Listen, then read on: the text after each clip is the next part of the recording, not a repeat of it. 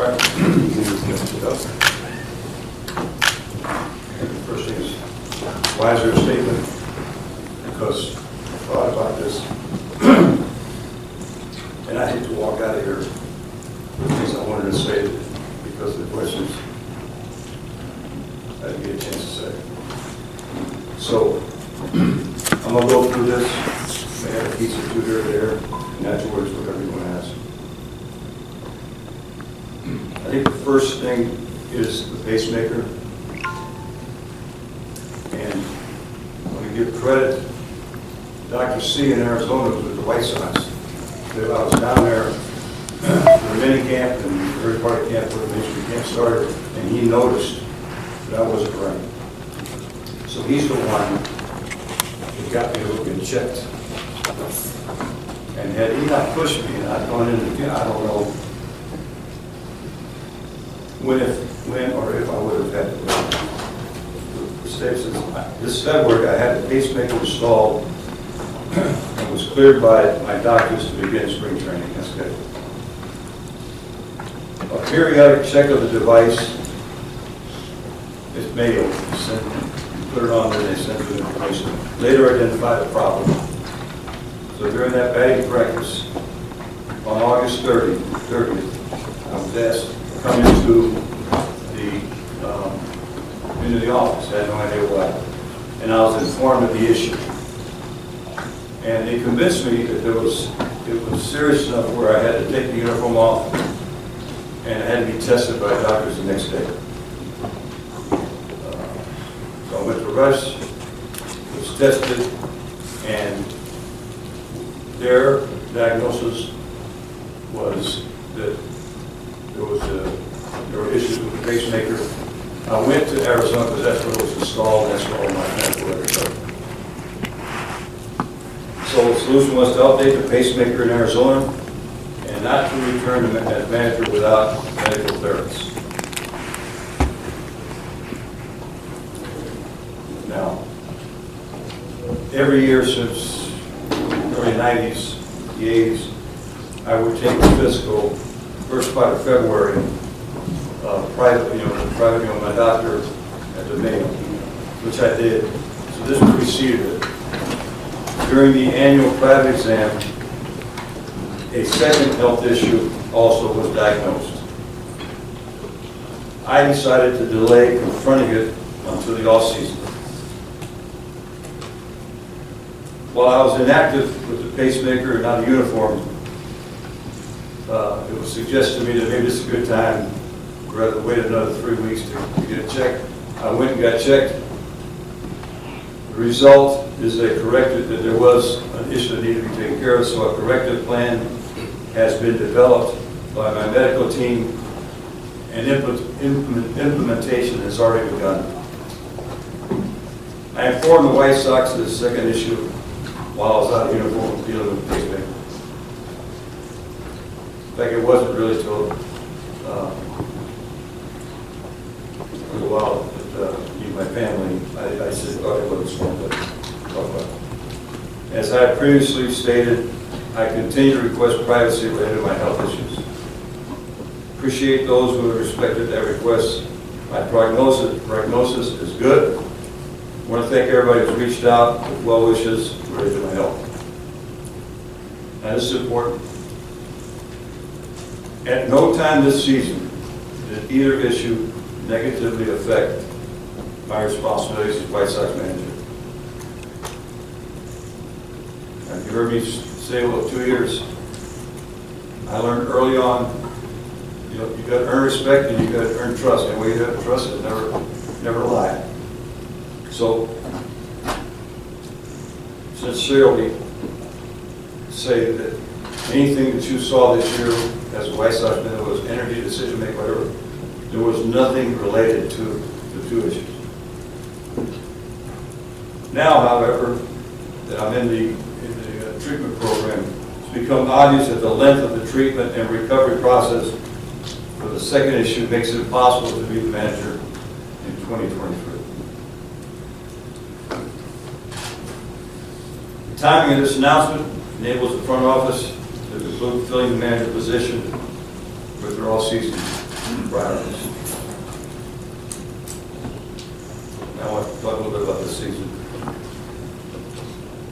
Our team's record this season is the final reality. It's always about what your record is. And people will look at it and say, well, you know, you did this, that was good, or you know, you should have.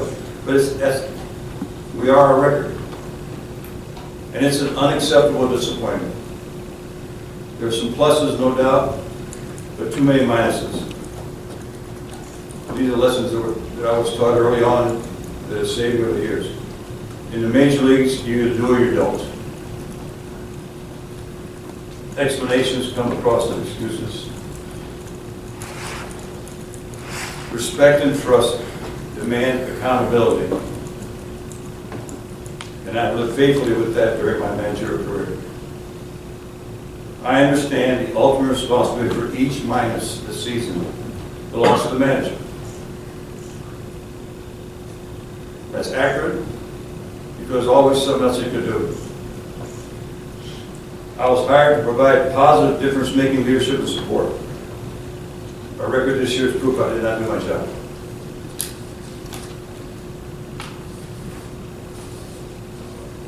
Now, I want to talk a little bit about, you know, what's going forward. The 20 and 21 seasons were important positive steps for this organization, and ended with playoff baseball. We take pride in the 21 season because our team dealt with the pressure of being labeled a favorite and still won and earned a division championship, and in fact posted winning records in each of the 6 months. Season 6 months. Now, why did I mention that? I started to have had more time, kind of chronicle how many times a team has looked good, and in fact, after you sign Liam and you trade for Lance, with what you got, young players a year older, that you become, in that division, the favorite. And in my opinion, you guys can check this, in my opinion, more times than not, that pressure is such a distraction that the team fails to survive it and prove that the experts were right. And we did. And I think that says a lot about what's in that clubhouse and what they can do when their minds are right, and as they continue to improve learning how to play the game. Last year they won the division with that pressure and those expectations. In 2022 we have some movement in the wrong direction. Whether you win or lose, but now especially, but actually win or lose. We did it for football last year, but especially if you lose. The key now is to figure out what is right versus what's wrong. I'm convinced this process will be productive in our organization. Players will be receptive. The future for this team remains very bright. Almost done. At no time have I been disappointed or upset with the White Sox fans, including those who at times chanted fire to me. Never disappointed or upset. A little embarrassed. They come to games with passion for our team and a strong desire to win. Loud and excited when we win, rightly upset when we play poorly. I have an example here, and I want to add one more that we just talked about a little bit ago. A great example of this support came in Game 3 of last year's Division Series. No disrespect intended to any of my other teams and their fans. But that night, it was the most electric crowd I personally have ever experienced. Those are White Sox fans. But I would add, for those of you that remember 1983, the night we won the division with Harold Sacrifice Fly. It's not like it is now. Fans jumped the fences and ran on the field. So we had this amazing experience where we were all celebrating. Fans were all around us, congratulating, hugging. I mean, it was, I'll never forget it. You can't do that anymore. So I think about the fans in '83 and 2021 game Game 3, and that's why I say I could never be disappointed or upset with a White Sox fan. Just have to understand, you know, play as hard as you can, as good as you can. And here's the last part. Because of what I said, you take the good of 2021, mistakes of 2022, you analyze them, you figure out how to get better.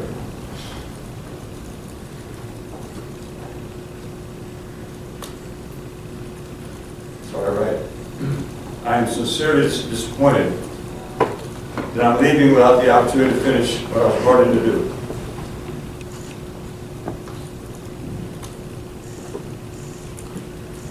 I was fortunate to hear White Sox St. Louis and Oakland, that it was a happy ending. I do not like this one, but the health is more important. But I will always appreciate the chance to come back home to the White Sox and leave a day with many more good memories than disappointments. That opportunity in 2021 is the latest example. I've said many times, no manager in the history of the game has ever had more good fortune than I have. That's it, thanks. As Tony said, he will answer your questions. So keep some organizations, raise your hand. I'll call on you and open up for questions. Bruce? Tony, first of all, thanks for all your cooperation and help with me personally. I can't speak for anyone else. Happy trails to you. I wonder if there's an opportunity for you to stay in this organization. Have you talked with the front office about any capacity that you stay in Chicago with the team? Yeah, I mean, right now I'm totally consumed with, you know, getting back to Arizona and getting back into the plant, and also, I mean, this is the end of the season. The front office is thinking about this. There's been no discussions, no thoughts about it. So I just know at some point, you know, I'm going to have a bookstore that I'm going to open. So we'll open maybe not. Vinny? Tony, Yes. your players are in here. What does that mean to you? And you know, people were wondering what sort of relationship you'd be able to form with these guys. What relationship did you form with these guys over the last 2 years? Well, it's a bad question to ask. It's so based unemotional bullshit we have to do with people. It's clear when in our family and we're together, I believe in caring, the family feeling, and the last thing I said to the players in the meeting was that I love them. This has been I can't be more thankful. I mean, I was out 10 years, so walk in, see not just the talent, but the personalities, the way it came together. And that's why I'm upset and disappointed. This is going to work. It's going to work next year. But yeah, I worked hard to earn their respect and trust. But I'm also upset that I let them down this year. On the left, Scott Murphy. Tony, when you look back now, and you know it's good that your health is good now, what do you think didn't go right this year? What can you analyze that didn't work for the team this year? Well, yeah, it's a very fair question. It's going to be a non-answer because, I mean, I can say the truth, which is what the organization doesn't want to do is publicize what we're going to work on to do better. And I mean, I'm sure you watch the games and you saw things that again, they're better at this. So, you know, we did better last year than this year. So I'm not going to get specific. I just think it's not productive. I will say this though, it's kind of Jonathan with Bruce. I've already told, you know, Vinny and there anything that I've learned in the last 2 years that they don't have access to?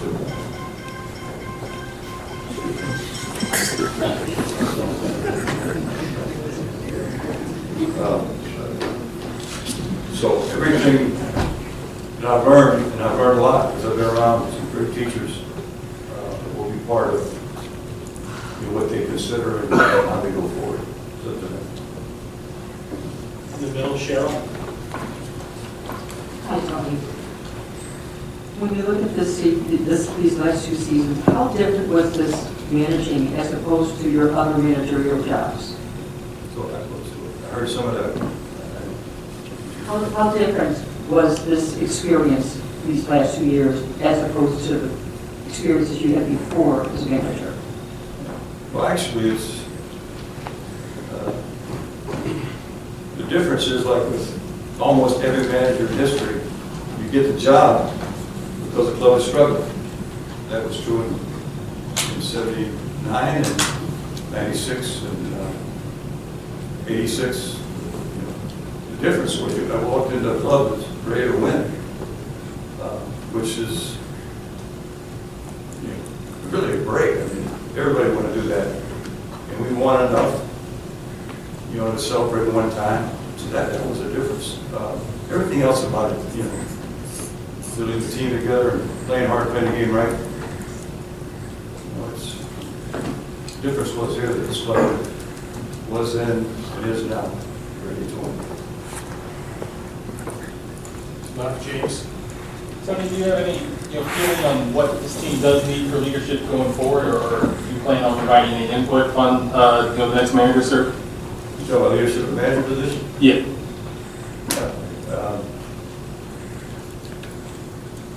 Hey, I want to pull for the White Sox in every way possible. So whatever they want, the opinion they want to give them anything,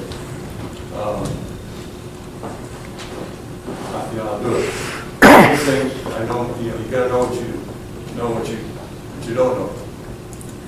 I don't know how to soften stubbornness in Jose Abreu. They ask me, hey man, how can you make this?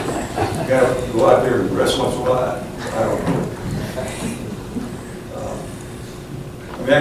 We could have a lot of fun, Like I said, I don't know how to dampen the burning light that Tim has, the professors, which I have. I guess it's a really good group. And it's been a really hard year because it took me a while to actually have an idea,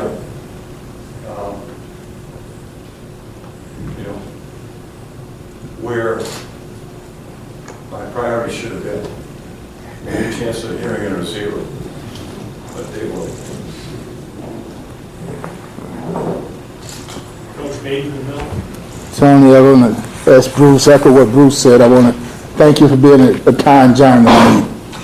And again, looking at your team here, what's your greatest memory that you'll take away from your time with these guys?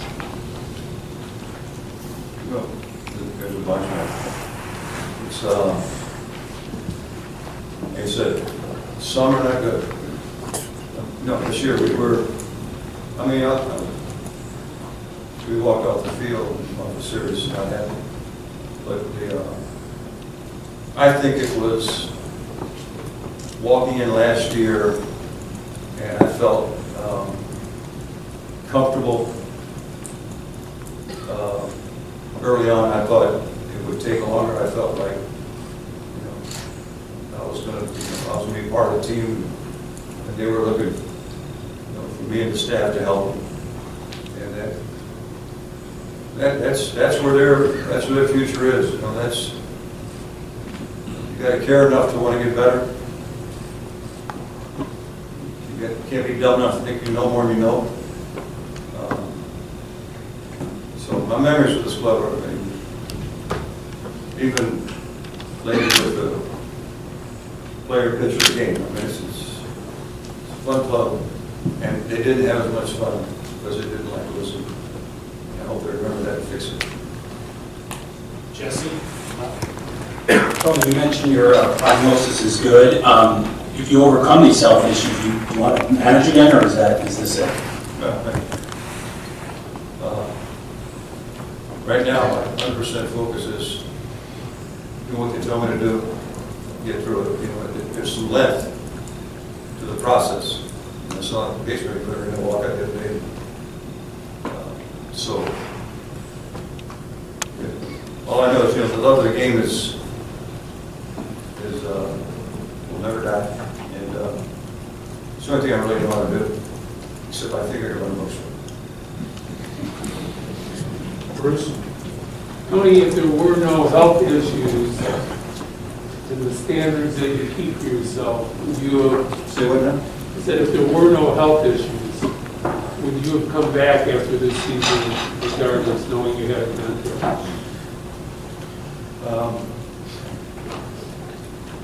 That's a good question, only because, you know, I have a process.